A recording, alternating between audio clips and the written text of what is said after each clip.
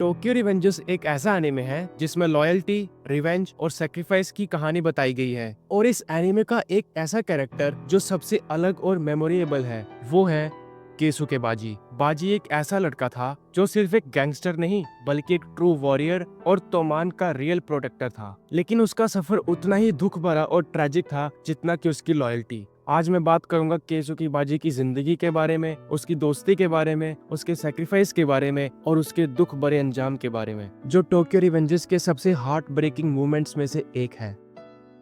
बाजी हमेशा से एक वाइल्ड और फियरलेस लड़का था जो किसी से भी पंगा लेने से नहीं डरता था। उसका एटीट्यूड रफ था लेकिन दिल से वो एक सच्चा दोस्त और एक सच्चा लीडर था। उसने टोक्यो मांजी गैंग यानी तोमान की शुरुआत माइकी और अपने दोस्तों के साथ मिलकर की थी और वो माइकी के सबसे क्लोज फ्रेंड्स में से एक था। वो हमेशा अपने दोस्तों के लिए लड़ता था। उसके अंदर एक अल्फा लीडर की स्पिरिट थी जो उसे बाकी सब लोगों से अलग बनाती थी। पर एक चीज जो सबसे ज्यादा इम्पोर्टेंट थी वो थी उसकी अनब्रेकेबल लॉयल्टी। जब काजुतोरा और किसाकी की वजह से पूरा तोमान बिखरने लगा तब बाजी ने सब कुछ रिस्क ले लिया सिर्फ तोमान को बचाने के लिए। उसने वलहाला तो ज्वाइन कर लिया पर सच तो ये था कि वो अंदर से हमेशा तोमान का एक पार्ट था। उसका दिखावा सिर्फ एक स्ट्रैटेजी थी। उसने वलहाला इसीलिए ज्वाइन किया था ताकि वो किसाकी के बुरे मकसद को समझ सके और अपने तोमान को उस किसाकी से बचा सके। और इस बात को उसने सभी लोगों से छुपा के रखा, यहाँ तक कि माइकी से भी।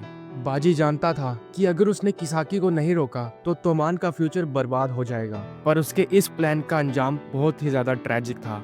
जब तोमान और वलहाला की फाइट चल रही थी तब काजुतोरा ने बाजी को धोखा दे दिया और पीछे से उसकी पीठ के ऊपर चाकू से हमला कर दिया। लेकिन तब भी बाजी ने काजुतोरा को हाथ तक नहीं लगाया। चाकू लगने के बावजूद भी वो अपनी आखिरी सांस तक लड़ा। उसने अपनी लास्ट स्ट्रेंथ तक फाइट की सिर्फ एक वजह से, ताकि वो किसाकी को मार सके और ताकि मिच्ची और माइकी को सच बता सके। और जब माइकी काजुतोरा को मारने वाला था तब बाजी वापस से उठ के खड़ा हो गया और उसने चाकू उठाया और अपने हाथों से खुद की जान ले ली। ऐसा उसने इसीलिए किया ताकि माइकी ये ना समझे कि काजुतोरा की वजह से बाजी की जान गई है और बाजी को मारने की वजह से कहीं माइकी काजुतोरा को ना मार दे, क्योंकि काजुतोरा ने पहले भी माइकी के बड़े भाई को मार दिया था। इसीलिए बाजी ने सोचा अगर मैंने ऐसा नहीं किया तो आज तो काजुतोरा मर जाएगा, और बाजी ऐसा नहीं चाहता था। बाजी चाहता था कि मैं बेशक मर जाऊं लेकिन मेरे दोस्तों में से किसी एक को भी कुछ नहीं होना चाहिए। इसलिए उसने खुद के हाथों से खुद की जान ले ली ताकि तोमान में कभी भी एक दोस्त दूसरे दोस्त का खून ना बहाए।